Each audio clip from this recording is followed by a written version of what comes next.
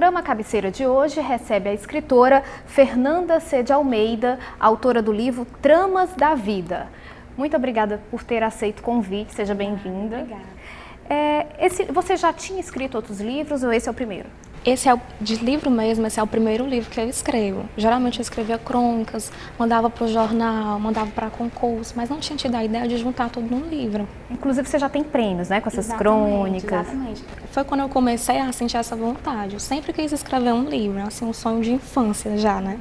Aí quando eu comecei a mandar essas crônicas para os concursos e tal, começaram a ser premiadas e quando eu vi, eu consegui fazer isso, Empolgou. né? Me empolguei. E fui fazer atrás de uma editora que pudesse fazer o livro. Se você tivesse que hoje dizer quando foi que você começou a escrever, deve ter sido pequena ainda? Pois é, eu comecei aí criança mesmo, né? Assim, na minha casa eu fazia uns livrinhos de papel ofício, eu dobrava, escrevia a historinha, fazia as figurinhas, escrevia. E depois eu comecei a fazer e minha mãe prestou atenção e começou a mandar para o jornal. Aí elas começaram a ser premiadas, as historinhas, né? Aí foi indo até que, de certa forma, naturalmente chegou nesse... E quando amadureceu a ideia de fazer um livro? Pronto. Surgiu. Essa vontade, ela já vinha se envelada em mim. Aquele sonho que você tem, mas você tem vergonha de dizer alto. Assim, me parecia que escrever um livro no Brasil, entendeu? E eu não, sem tanto dinheiro, sem tantas facilidades para fazer, fiquei meio assim. Mas aí muita gente começou a me falar, inclusive a pessoa para que eu mandava no jornal, as crônicas, pegou e falou para mim, você devia fazer um livro. Aí eu comecei a amadurecer essa ideia, né? Aí depois eu comecei a procurar editoras. Aí fui procurando, até que uma gostou, pediu para ver o resto do meu trabalho e pronto, deu certo, né? E então de que fala Tramas da Vida? Pronto, esse livro Tramas da Vida são contos e crônicas falando sobre a vida, sobre amor, sobre transcendental, sobre o fantástico. Temas que, de certa forma, perpassam a vida da gente, né? Um olhar assim meio poético e de palpite, né? Sobre isso. Mas pra gente esmiuçar mais um pouquinho pra pessoa ficar com vontade de ler. Por exemplo, histórias de quê? Conta o quê? É romance? Pronto. São coisas do cotidiano? Como você se inspirou para fazer essas histórias? Certo. Essas histórias, na verdade, elas foram como se fosse borbulhando, né? Às vezes eu escutava uma conversa aqui, começava a pensar como é que seria se acontecesse tal coisa, se não sei o quê. Viajar, né? Como o pessoal diz.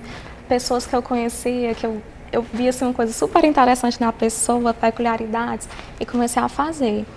Inclusive, os temas eles estão divididos por linhas. Isso, porque como é uma trama da vida, né? Tem esse ruído de ser uma trama do que está acontecendo e de ser uma trama de um tecido. E por que as cores? Pronto, aí cada cor tem uma temática.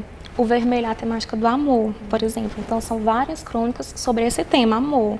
Sobre amor à distância, sobre programas que falam sobre amor e tal.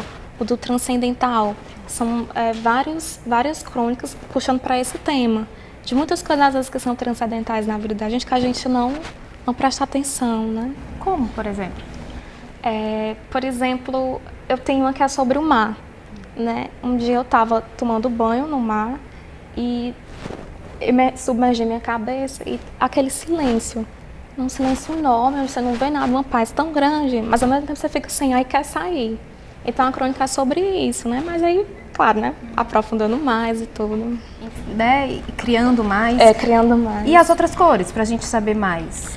Pronto, então tem o verde de conversa, tem o acho que é amarelo de... Vamos ver. Linha dourada. Dourada, exatamente, de fantástico. Cinza de poeira. Cinza de poeira. Os cinzas de poeira são temáticas assim meio lúgubres, sabe? Fala sobre... Tem um que é sobre a morte do avô de uma criança, que ela não consegue captar isso bem, né? Não entende o que está acontecendo, né? Um olhar sobre essa criança. Tem outras que são a história de uma menina que estava passando por uma dificuldade, precisava de dinheiro para continuar estudando e tal. Azul transcendental, você já Pronto, falou. É o azul, exatamente. Dourada de fantástico. A dourada de fantástico, eu dei uma enlouquecida. Inclusive, acho que é nessa linha aí que está o conto dos gatos. Eu gosto muito de gato, tenho 2 gatos. E eu comecei a notar características humanas delas, né? Por exemplo, querer se deitar na cama. Às vezes está conversando aqui, a gata chega. E comecei com essas maluquices, dá a pensar como é que seria se a gata se transformasse numa pessoa. Né? Inclusive, tinha uma que ela entrava muito dentro do carro. A gente abria a porta, ela entrava direto dentro do carro. E o conto é sobre isso. Essa gata que de repente ela se tornou uma pessoa, se personificou. Você conta assim com alegria, né? Parece que foi divertido. Foi muito divertido, foi demais. E ainda é, eu estou escrevendo outras crônicas e é uma coisa que é como se faltasse uma coisa que vai subindo, subindo, subindo para extravasar. Eu tenho que escrever, eu tenho que viver. Exatamente, é uma necessidade. Então, devem vir mais livros. Com certeza virão. Você gostou da experiência? Gostei muito de escrever, de fazer o livro. Tudo que está ligado a esse livro eu me empolgo, assim, totalmente. E qual a relação de ser escritora com a sua profissão? Você é psicóloga, né? Pois é, sou psicóloga, né? Na verdade... Ou não tem a ver? Tem a ver, de certa forma. Quando você é psicólogo, você tem um olhar, de certa forma, mais sensíveis a certas coisas. Inclusive de você se colocar um pouco, ter empatia, né, com os seus clientes e tal, e com certas situações. Tentar entender, né? Exatamente. Acho que isso, já é um olhar treinado que a gente tem na faculdade, me ajuda também a olhar ao meu redor. Né? Embora não tenha diretamente a ver psicologia, né, com literatura. E o que você mais gosta, assim, de escrever?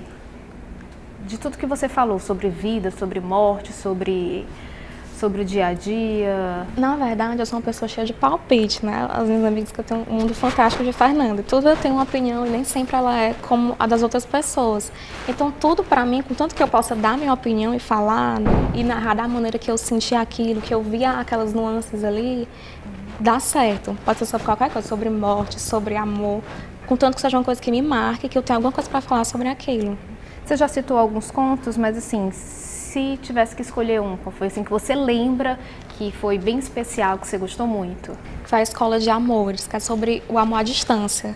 É que é uma coisa que todo mundo, uma hora ou outra na vida, tem que passar, né? Acho que quase faz parte do processo de individuação de cada pessoa ter um amor que é à distância, senão você não é completo, se você não tiver esse tipo de amor, né? Que tem aquele drama de estar longe, ao mesmo tempo aquela ansiedade da pessoa chegar e tudo. E foi um conto muito legal. Eu tive uma ideia de devia ter uma escola para ensinar a gente a viver o amor à distância, porque às vezes é tão difícil, é tão frustrante, né? Mas isso foi baseado em fatos reais? Foi um pouco baseado em fatos reais, foi um pouco. Agora tem muita coisa que eu invento. Às vezes meus amigos dizem que têm medo de ler e descobrir que uma crônica foi sobre eles. Porque tem personagens reais, né? Mas com certeza a maior parte, assim, da minha cabeça, desse viajar, de ficar pensando e tal. Tá bom, Fernanda, muito obrigada, viu? E sucesso com o seu livro. Muito obrigada.